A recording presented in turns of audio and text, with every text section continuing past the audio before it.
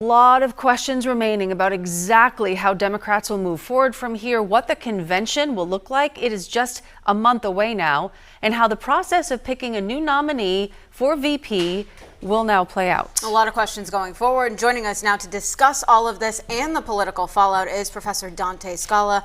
Dante, thank you so much for being here. You're welcome. I want to start with what broke the dam here. The trickle for him to step aside kind of began after the debate. Last night it became a stream, and then COVID last week. But what was coming that forced President Biden to make this decision today? You know, I think it was a lot of news coming from Democratic donors, especially wealthy donors, saying we're turning off the faucet. We're not going to contribute any more to your campaign. We're putting everything on pause until you make a decision for the best interest of the party, which meant getting out of the race. Dante, in President Biden's statement, that full-throated endorsement of his Vice President Kamala Harris, but as you know, in many instances, she's polling lower than Biden for a November matchup with Trump. So what now do these days and weeks ahead look like as this party coalesce around Harris? Will that happen right away?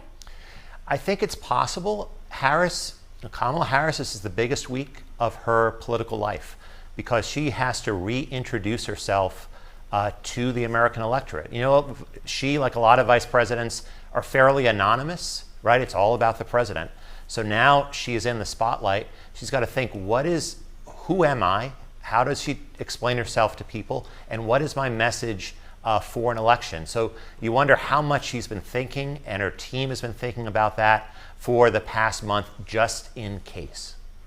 And of course, we're going to be talking about Harris's running mate soon. So what does the selection of that running mate now look like? Will it be strategic to play better in a swing state? Will it be a woman to offset that Trump-Vance matchup? And does she now wait until the convention, like Trump did, to make that announcement?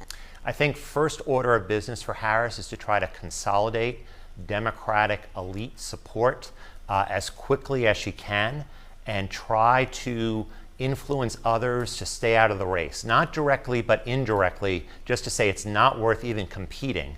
I think she'll wait on a vice presidential choice, which again will be strategic along a number of different ways. Will she pick, say, a Midwestern governor to help her in places like Wisconsin and Pennsylvania? That decision will wait for 2-3 weeks, I think. First order of business, secure elite support for this nomination. And Dante, what about several high-level Republicans, Speaker Johnson included in this now, suggesting that if Biden is not fit to run in November, he is not fit to be commander-in-chief right now? Are you expecting to see more of that push to remove him right away? I think you'll hear that, but it'll be a Republican message. I don't think it's going to be a bipartisan message.